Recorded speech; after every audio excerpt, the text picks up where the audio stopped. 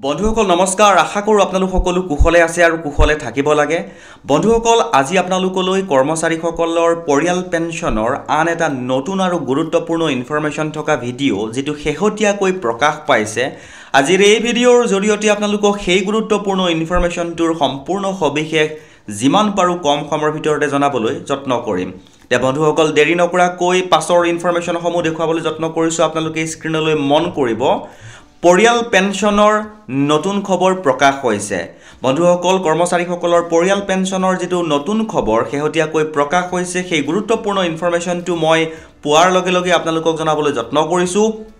আৰু আশা কৰো আপোনালোকে ভিডিওটোৰ হৈতে সহযোগিতা কৰিব তে বন্ধুসকল দেখুৱাবলৈ লৈ আছো ইয়াৰ পাছৰ যেখিনি গুৰুত্বপূৰ্ণ ইনফৰমেশন আপোনালোকে স্ক্ৰিনলৈ মন কৰিব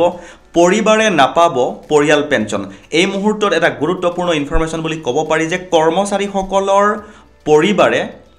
পৰিয়াল পেঞ্চন নেপোৱাৰ শেহতীয়া এটা নতুন আপডেট আহিছে সম্পূৰ্ণ সবিশেষ জনাম আপোনালোকক এইখিনিতে আপোনালোকক এটা সৰুকৈ অনুৰোধ কৰিবলৈ বিচাৰিছো যদি আপুনি প্ৰথমবাৰৰ বাবে আমাৰ চেনেলটো ভিজিট কৰিছে বা চেনেলৰ ভিডিও চাই আছে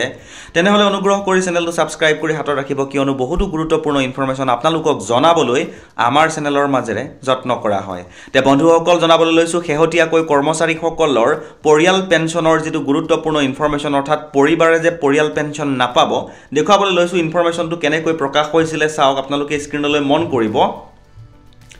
ৰাজস্থানৰ উচ্চ ন্যায়ালয়ে এজন মৃত কৰ্মচাৰী চৰকাৰী কৰ্মচাৰীৰ প্ৰথম পত্নীৰ পৰিয়াল পেঞ্চনৰ আবেদন গ্ৰহণ কৰিছে এই আধাৰত যে তেওঁলোকৰ মাজত কোনো বৈধ তালাক হোৱা নাছিল কাৰণ সামাজিক তালাক আমাৰ আইন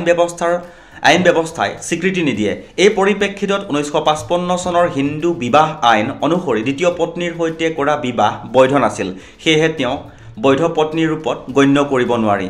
ইনফৰমেশনটো নিশ্চয় আপোনালোকে ধৰিব পাৰিছে যে যিগৰাকী কৰ্মচাৰীয়ে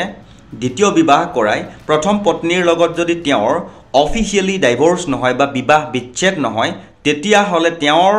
মৃত্যুৰ পাছত যেটো পৰিয়াল পেঞ্চন হ'ব সেই পৰিয়াল পেঞ্চন কিন্তু প্ৰথম পত্নীয়ে পাব তেওঁৰ দ্বিতীয় পত্নীয়ে নাপাব এইভাবে যে তেওঁক এই কাৰণে কোৱা হৈছে কথাটো লক্ষ্য কৰিব সামাজিক তালাক কাৰণ যি প্ৰথম পত্নীৰ লগত তালাক হৈছিল হেয়া সামাজিক তালাকহে হৈছিল অফিচিয়াল তালাক নহয় সেইভাবে প্ৰথম পত্নীয়ে তেওঁৰ পেঞ্চনটোৰ কাৰণে উপযুক্ত বুলি বিবেচনা কৰা হ'ব আৰু এই গুৰুত্বপূৰ্ণ ইনফৰমেশনটো ৰাজস্থান হাইকোৰ্টৰ এটা ৰাইট প্ৰকাশ পাইছে আৰু ইনফৰমেশনটো পোৱাৰ লগে লগে আপোনালোকৰ ওচৰত শেয়াৰ কৰিলো যদি ইনফৰমেশনটো ভাল লাগিছে আগলৈকো যদি এনেকুৱা কিছুমান ইনফৰমেশন আপোনালোকে পলকতে পাই থকাটো বিচাৰে তেনেহলে চেনেলটো সাবস্ক্ৰাইব কৰি হাতত ৰাখিব বুলি আশা ৰাখিলো